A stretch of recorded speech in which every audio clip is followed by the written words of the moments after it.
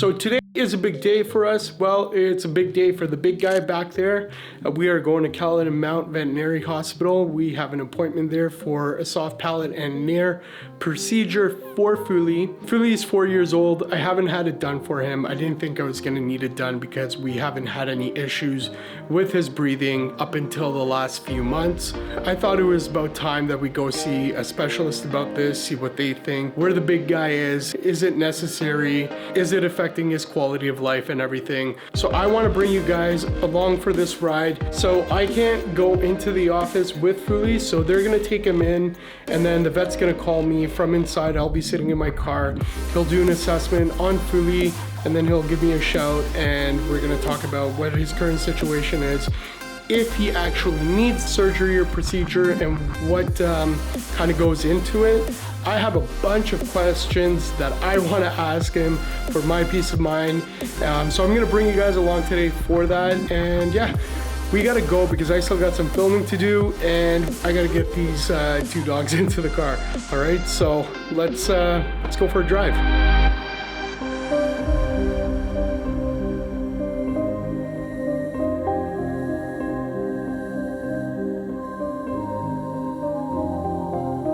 We got here early, so got some breakfast. McDonald's breakfast. I haven't had it in a long time.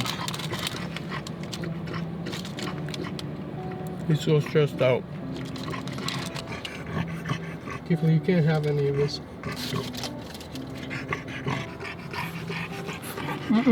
You can't have any of this. This is mine. This is my sausage and egg. You already had breakfast, little piggy.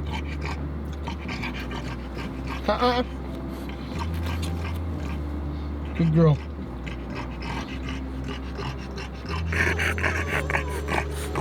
You gonna be all right?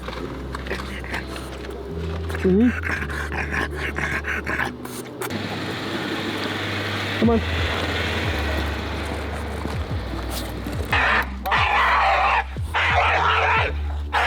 This Füli? Oh yeah. I thought you were just like patron. Yeah, no. Okay. Yeah, I'm Steven. I'm working with Dr. Rob today. All right, cool. I'm gonna get the appointment started, get his weight, take his temperature, and Dr. Rob will give you a call once he's done his exam. Okay? All right, awesome. All right, see you, bud. You're on your own.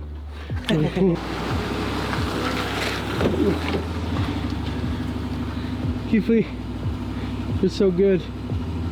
All right. It's all set up.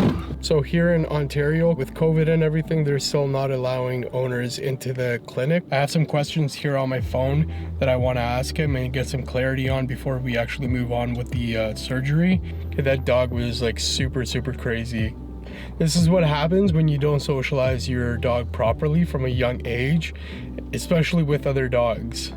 And with that said, you should go check out my video on socializing your puppy. I'll put it up here somewhere. Hello?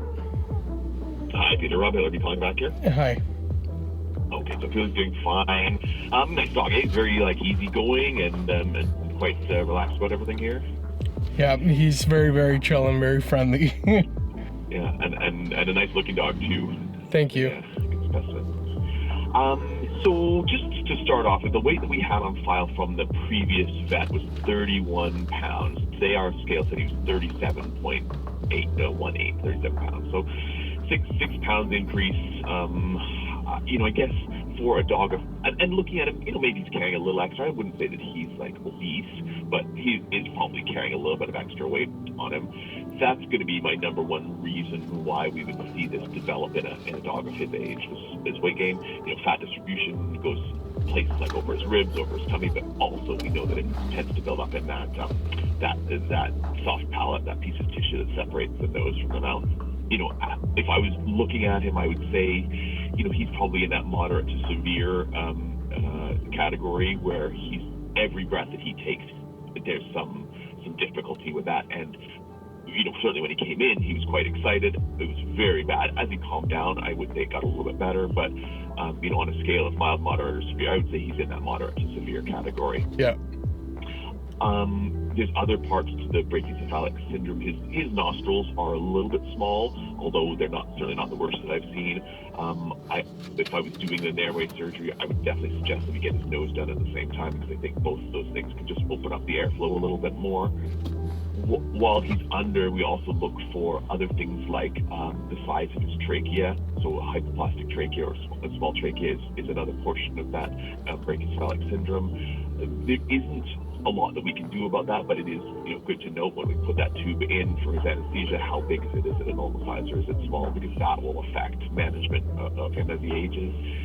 And the other thing is sometimes we see these little pieces of tissue at the back of the throat called saccules, or burning saccules, that can kind of flip out and get in the way of breathing.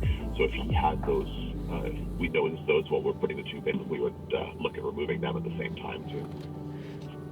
Okay. So, I definitely think this would be good for him. I think you benefit from it, and I think I would think of it as a preventative procedure to stop him from having further problems in the future. I would also say if you could get that 6 pounds off of him or 5 pounds off of him, he would probably have less breathing problems, just whether he has the surgery or not. Like, how long is the procedure? It's about an hour of anesthesia, surgery, and recovery time. It's a relatively quick surgery, but there's lots of setup for it and recovery afterwards as well. We like to make sure that they recover nice and slowly, so they're breathing really well before we pull that tube out.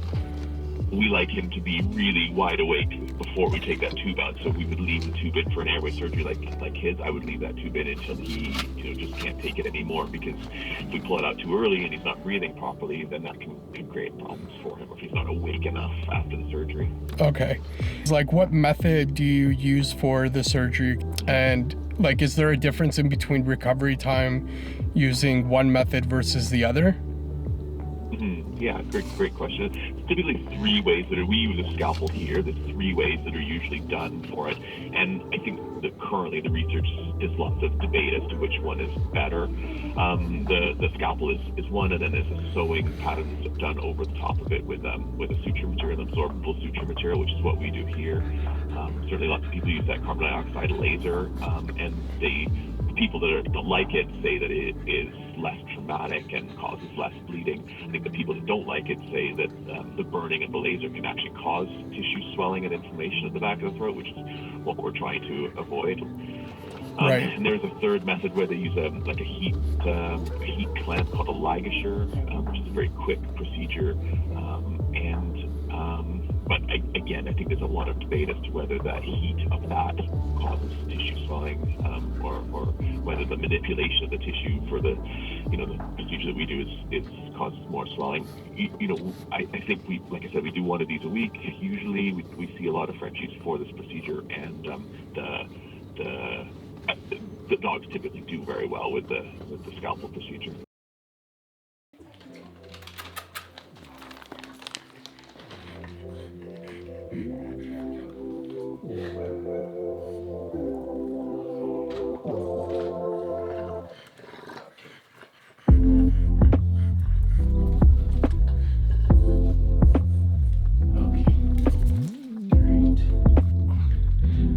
As I suspected, I ran out of battery, so I couldn't film the entire consult, but I do have answers for you guys. So just, I need to get...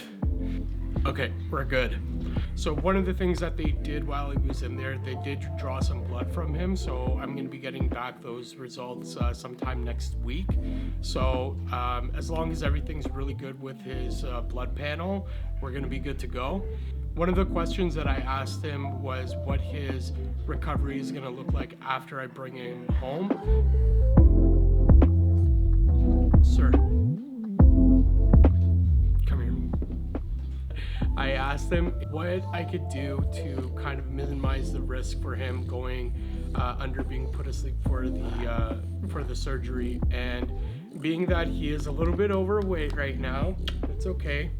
COVID weight. Okay, Baba, come here. I love you. You're not overweight. This is just insulation. It's insulation. It's really cold outside. So what we're gonna do is we're gonna bring him back down to 31 pounds, so about 6 pounds. So Dr. Rob did say it would benefit for him for his recovery and his surgery and his breathing if we brought his weight down. So we're going to be implementing a little bit of a diet change. We're also going to increase Füli's exercise level over the next month just so we could get him back down to a normal weight. Now, I didn't want to give him any kind of like solid pill or anything that I have to put down his throat because I don't want to irritate his soft palate or his esophagus. So I asked if the medication that they're going to be sending home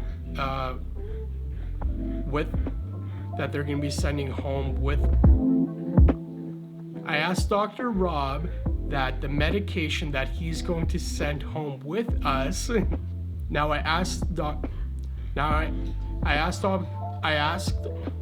why am I struggling with this? I asked Dr. Rob if the medication that he's going to be sending us home with, if it comes in a liquid form, and thankfully it does. So that's going to be our plan of attack for his medication post-op, just because it's going to be a little bit easier for him to consume and hopefully he doesn't, reject it. One of my concerns was being that they are going to be trimming off some of the soft palate if I am going to be experiencing any kind of bleeding, and what that's going to look like after I bring him home, because they don't offer 24-hour care, so meaning he's not going to be staying overnight, and I just wanted to prepare myself as to what I'm going to be going through over the next 24 hours once he's actually at home. So Dr. Rob did say there might be a little bit of bleeding, and I will see some of it come up, but it's going to be very minimal, and if there was any like heavy bleeding, then obviously I should be taking him back, and then they'll reassess and then take it from there. One of the other things that we talked about is his diet post-op, just because Füli is on a raw diet, which, as you guys know, if you guys have watched my other videos, is that a raw diet is made up of bones, organs, and meat. Now, those bones are uncooked and they can be digested. There are fragments in it. His suggestion was just because it is going to be essentially like a cut where it's going to be healing, there's going to be more exposed tissue, is that maybe I consider either giving him a cooked diet for the next 2 weeks after his post-op and actually transitioning him to that pre-op, so maybe like a couple weeks before, or putting him onto a kibble. Now, if you guys have followed me on Instagram, you guys already have seen that Füli does not like kibble. We gave it a shot and he rejected it. So I don't know if that's going to be the right thing for him, but we will experiment with some wet food, also some cooked food, just to kind of see if he'll, take to it. And if he does, then we'll continue that for the next couple of weeks after his surgery. All right, everyone, that's it for today's video. I hope you guys enjoyed it. I hope you guys got some valuable information on the soft palate and nares surgery. Let me know down in the comments if you guys are actually going to get it done for your dogs, or if you guys already had it done, what your experience was like. I want to hear from you guys, and I want to start interacting with you guys more in the comments. So that's it for today. Make sure you join us for our next video, because we're going to be giving away this Snuggle puppy, and I got a little surprise for you guys. All right, have a good one, and I'll see you guys later.